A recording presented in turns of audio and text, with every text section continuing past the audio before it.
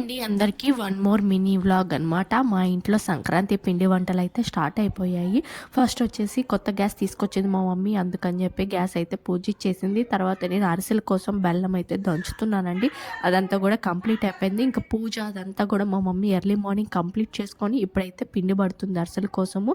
ఎందుకంటే కొంచెం కూడా గుల్లలు గుల్లలుగా లేకుండా ఉంటుందని చెప్పి అరిసెలకైతే పిండి పట్టేస్తుంది. తర్వాత పాకం అయితే రెడీ చేస్తుంది అనమాట. పాకం ఇలా చేసాము. కొంతమంది ఒక్కొక్కలాగా చేసుకుంటారు. కొంతమంది లేత పాకం, కొంతమంది ముదురు పాకం, అట్లా ఎవరి టేస్ట్కి తగ్గట్టు వాళ్ళు చేసుకుంటారు. కాబట్టి మా మమ్మీ అయితే మా టేస్ట్కి తగ్గట్టు పాకం అయితే పట్టేసిందండి. ఇంకా పాకం అయిపోయిన తర్వాత దాంట్లో కొంచెం నువ్వులు అయితే యాడ్ చేసి ఇంకా పిండి అయితే వేసేస్తున్నారు ఆంటీ. మా మమ్మీ మంచిగా కలిపేసి అరిసెలు అయితే ప్రిపేర్ చేస్తున్నాము.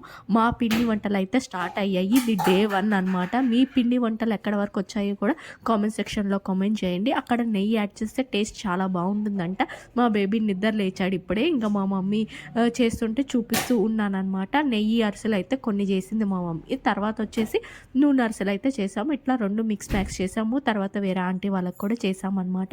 ఇంకా మా బేబీ ఫుల్ ఎంజాయ్ చేస్తున్నాడు పిండి వంటలు చేస్తుంటే. వాడికి ఫస్ట్ ఇయర్ కదా సంక్రాంతి, బాగా ఎంజాయ్ చేశాడు అనమాట. మీరు ఎలా చేసుకున్నారు పిండి వంటలు అనేది కూడా కామెంట్ సెక్షన్లో కామెంట్ చేయండి. నేను కూడా కొంచెం హెల్పింగ్కి అయితే వెళ్ళానండి వేరే ఆంటీ లేనప్పుడు. ఇంకా అదే పాత కాలపులో అయితే ఎండి గడ్డి మీద వేసేవాళ్ళండి అరిసెలు ఆరబెట్టడానికి. బట్ ఇప్పుడు ఆ ఫెసిలిటీస్ లేవు. మీ పిండి వంటలు ఎంతవరకు వచ్చాయో కామెంట్ సెక్షన్లో కామెంట్ చేయండి. వీడియో నచ్చితే లైక్ చేయండి, షేర్ చేయండి.